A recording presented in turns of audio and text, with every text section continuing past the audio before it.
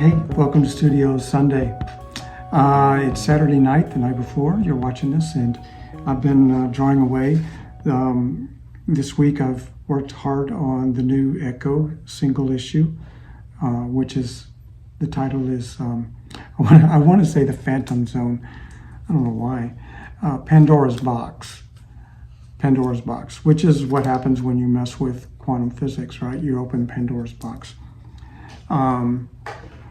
Yeah, so I've got some beautiful art already for it. I mean, drawings that I really like and I wanted to show to you, but all in good time. I can tell you that while I've been doing that, the Robin and Mike at the warehouse have been going through the boxes and pulling more good stuff for warehouse finds, where we've been putting some of our special things that we collected over the years personally, like the last three copies of I Dream of You trade paperback, or as Strangers in Paradise #1, or those really cool merchandise things that you would make, or the prints. We kept a couple of copies for ourselves over the years. It's time for those to go. I can't take them to the grave. I don't plan on going to the grave anytime soon, but why am I sitting on them when you could be enjoying them? They don't need to stay in my closet. And I really do want them to be out there and enjoyed, not hidden away in a cave, my cave. So yeah, that's what this is about. And I'm very happy about it, very excited.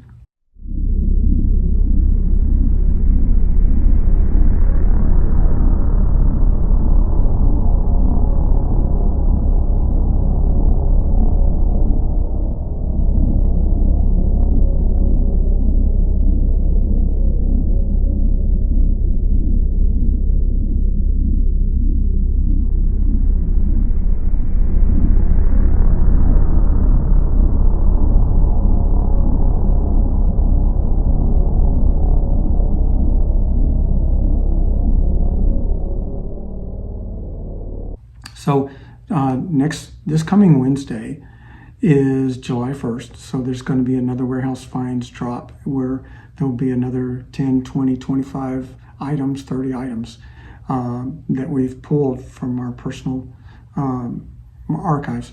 And then there will be another one on July 15th. So, every other week from this point on. So yeah, we're excited about that. If you have any questions about this, I'm not really in charge of any of that. It just has my blessing. Mike at the warehouse is in charge of that. And Mike is the guy that travels with me and Robin when Robin comes. But even if I go out to a show by myself, Mike is with me, right? So you may have met Mike like at C2E2. You know him. You can email Mike at michael@abstractstudiocomics.com, and he is dealing with the warehouse find sales and the items. So if you have any questions, email Michael and he'll take care of it. So yeah, it's that easy. I hope you find something you like, or if there was something you always wanted and it got away from you, I hope you can grab the last one, because it's probably the one that we have is the last one out there. Yeah, that's pretty much it. That's what's going on around here right now. And I am going to San Diego Comic-Con for the weekend only, Friday, Saturday. I have a panel on Friday evening at 5 o'clock. And then after that, I'm going to go to the Dark Horse booth and sign at 6 o'clock, or 6:15 to 7. Why would I do that? Because Dark Horse is reprinting our books. So that's why. If you didn't know any of that, you can check it out on the Dark Horse newsletters or the stuff that I've put out on my social media. Okay, well, since I'm in the drawing mode, I thought maybe I would show you one thing that I do as a way to get my eye correct, to train my eye to see whether a drawing is right or not. Because it's one thing just to draw something and get it on the page, and you think, oh, yay, I drew a girl. But now, can the drawing be better? And that's a whole other, that's the second part. And when you look at a drawing, the more you work on making it right, the more critical you become and see things that need correcting. So you hear this thing about artists and painters that are never really comfortable with where they're at with their own work. They're always seeing the flaws and moving, and that's what motivates them to keep going and improve. And then you can see it in many artists that get better over the years, and sometimes you just have to grow up in public. You go public as soon as you can. Don't miss that chance. And even if you don't think you're ready, do it. And then you can improve throughout the rest of your career. You'll never stop trying to improve, I'm sure. There are those rare cases of people that get one look in the beginning and then they just stick with that their entire life. Sometimes that works. Good luck. So yeah, here's a drawing that I pulled out of the folder over there, and I looked at it, and at first glance, it looks fine. But then when you go and really look at it, you go, oh my God, this is hideous. Because I can see things like, so let's move the camera, look over my shoulder, and take a look at what the hell is wrong with this drawing, and how can we fix it? Let's start with a center line, okay? What I'm looking at initially is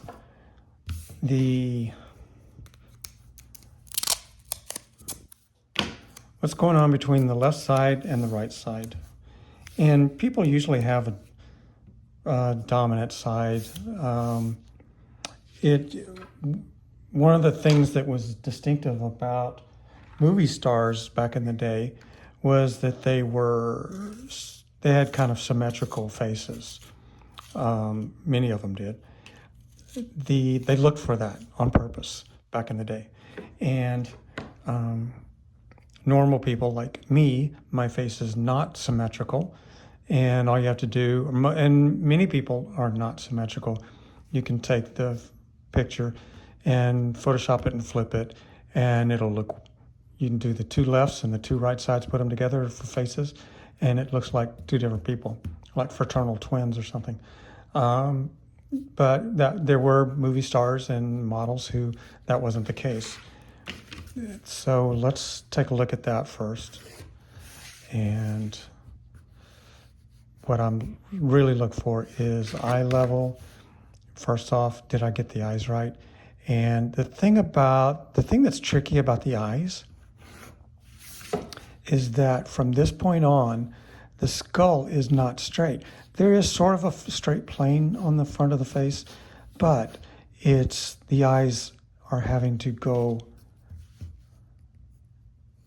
How can I do this? Let's do it like this.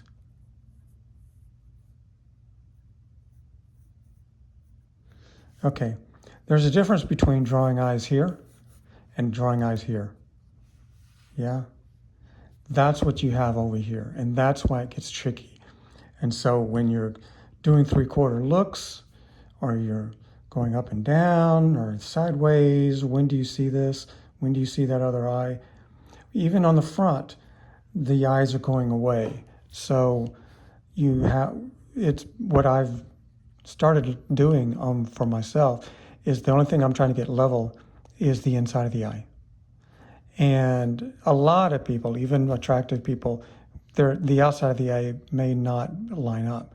There may be one eye that goes up a little higher than the other, and that can still be a very beautiful face. But if I go here and go like that, and now I'm trying to line up, that's the line out there. You will notice that I have an iris up here, and then I have an iris down here.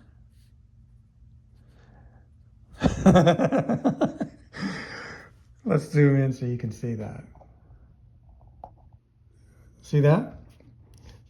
That's the first thing I saw, just without all this blue line. I could see that happening. And that's the kind of thing that if you're showing a drawing to a pro, they're going to see something like that right off the bat. They don't need a bunch of grids and lines, and they'll say, keep at it, keep working on it. And they're waiting for you. It's too hard to explain, and they're just hoping that you will go through the time and the trouble to eventually learn the lessons. If not, well, then you will drop off and not get very far with your art. So I think the thing to do here is you pick which one was that was one expression. This is a totally different expression.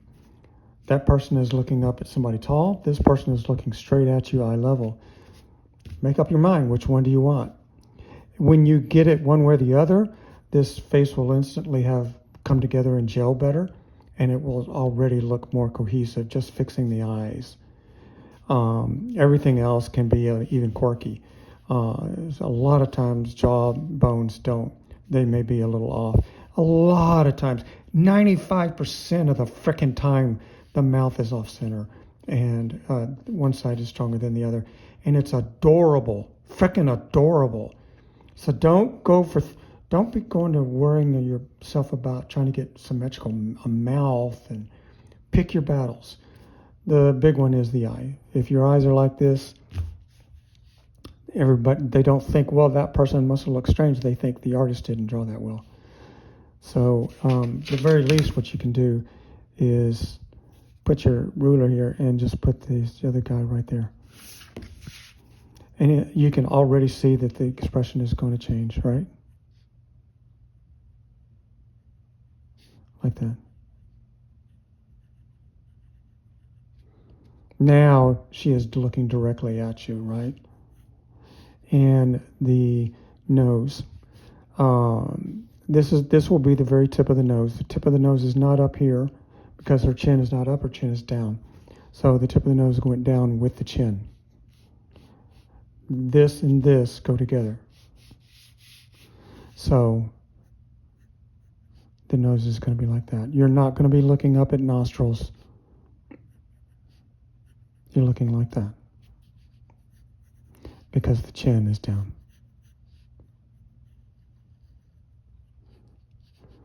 And you either have zero body fat or you're young to look down like that and not get that line right there. Anybody over the age of 20 is going to start getting that line. Now the center of the mouth, even the center of the mouth can move. If I put the center of the mouth over there, that's an expression, right?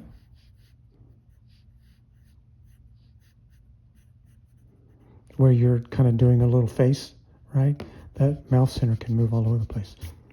But let's say for the moment, just for symmetry's sake, that we want them to smile. So why do people cartoon smiles like that? Very few people in life have that smile. I guess if you had a very full lip like that, you could do that. Typically, what I draw is something of a heart shape where it comes down to a point and then up. And then I know that from here over, this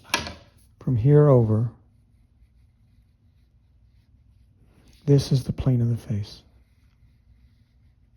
Like this. From here over, it's going back. This is the side, and it's going back and up, right? It's a sphere. Even down here, it's a sphere. Even though there's a bone jutting right there.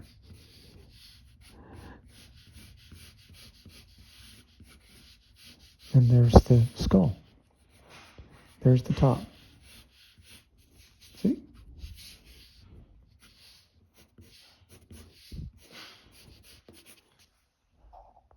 Notice the one thing I haven't even bothered with is the glasses. The glasses could be all kinds of askew. They could be askew or crooked on purpose. I mean, it could still be cute. It's all about the face. If you get the face right, you get a lot of liberty with everything else. Okay. I'll show you a real quick tip here. Most people, I'll zoom in a little more and show you this. Most people, be still. Most people have the top lip going out further out here than the bottom lip. So I'll show you different looks on it. Bring the I come in a little bit right there for the bottom lip, like that. This top lip, giving it all that room right there, makes it look like the mouth is being a little pursed, and it has an expression to it. Okay. You want to try it differently? What if the bottom lip goes all the way out to the corner?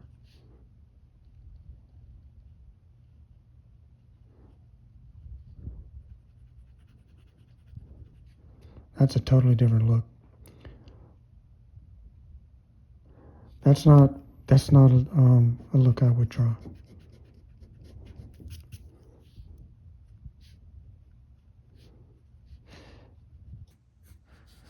The thing about remembering where the topography lines are, like this, is because this nose right here is where the earlobe is. So when you come around, there's your earlobe. And getting that ear correctly, making it up higher like that, above the ear, helps show the eye. People look at that and they recognize, oh, the head is chin down. Because we've been looking at that in real life, and our eye is trained to know if the ears are going up, it's because the head is turning. These are your ears. This is your nose. It's like that. And your face will identify it. I mean, your eyes will identify that as a natural thing on the face. That's what I meant to say. I'll show you a trick about that. Your eyes are looking at this face right now and thinking, okay, this is a regular face. This is a face I could remember. I may know this person. Let's get the eyebrows set first. I've decided to put the eyebrows up and not just down low on the eyes. There. Let me show you something. I'm going to zoom in on the face. Okay. Look good? Remember that? Okay, I'm going to turn it upside down. Is it the same person? Your eye may register as the same person, but I turned the mouth upside down. So even when the face is upside down, you're looking at basic things and saying, okay, that's so-and-so, that's, Julie or whatever, even though I had turned the mouth upside down. So your eye compensates for that. That's why if you get things in the important things in the right place, you can get a lot of allowance with the other things. Put the mouth back where I found it.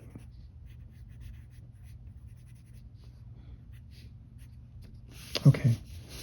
Center of the neck, that little nape of the neck right there.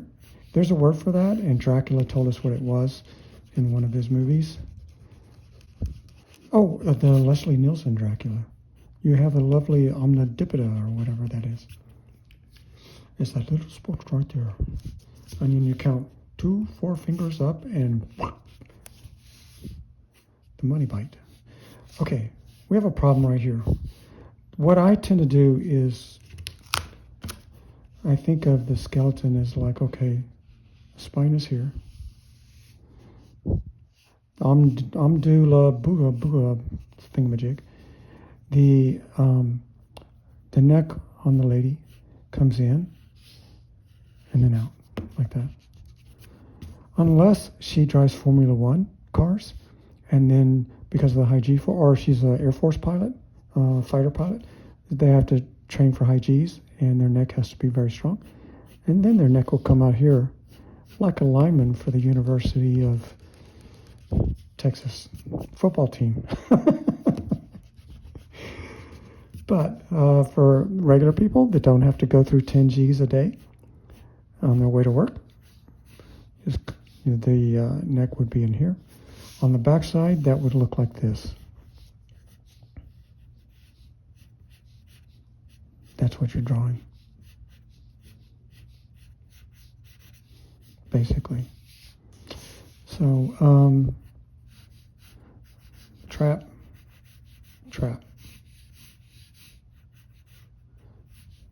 V, collarbone, very breakable when you're a teenager because you do all kinds of dumb things on your skateboard, and cheerleading and football, where your coach told you to run into somebody face mask first, which is the worst advice of your life.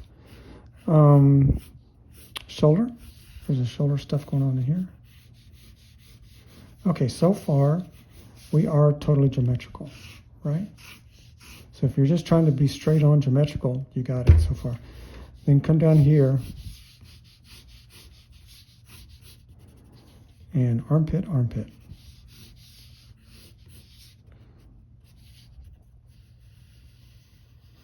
And there's where the summer dress top would be. It was like that.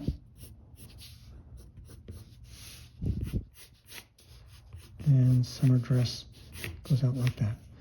That was a problem. I had drawn the body in here. That was too close. So now we're no longer need to be embarrassed and have your hand over there.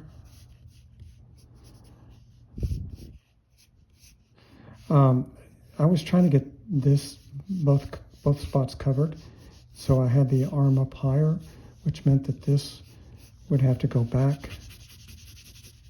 On a side view, the arm was like that. Or the forward, sorry. Which way it go? Forward, back. I guess it went a little forward, so it could come back, yeah. So it's not going back in the shadow, it's coming forward. And that means it would push against that. So that's not going to be round, it's going to be arm right there. And then there's the elbow.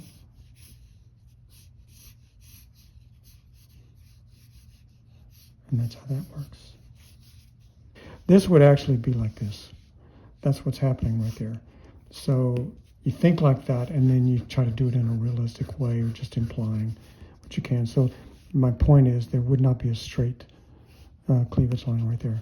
It's going to be like this. And this is being pulled over here. This is being pressed into a flat circle by this arm. So the flat circle and then a pull like that. So that influences how you shade this and how you shade that. And that influences how you do that. So what you would do here is you would just, there would be a shading right there. What else? Biceps, which means there's an inside and an outside.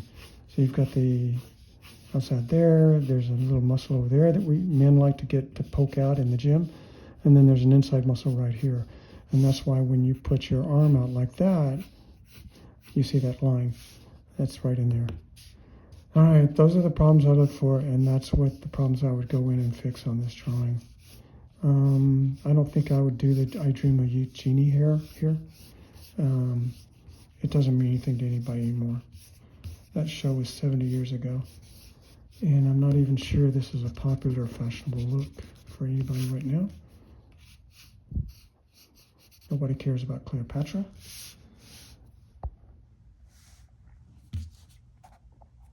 Okay. Those are the problems that I would have fixed on this. And it would be cute if these glasses were a little oversized. It's just kind of cuter that way. Okay. It's all dirty, but things are in the right place. And this is good enough to light box and do the clean version. Or just get out your ink brush and ink the parts that you like don't ink all the crap, and you've basically done the takeaway method. You take it away by not inking it, and then when you do the erasing, all the crap's going to go away, and you will just have a pretty line drawing. If we had another hour in class, I would do that. That's it.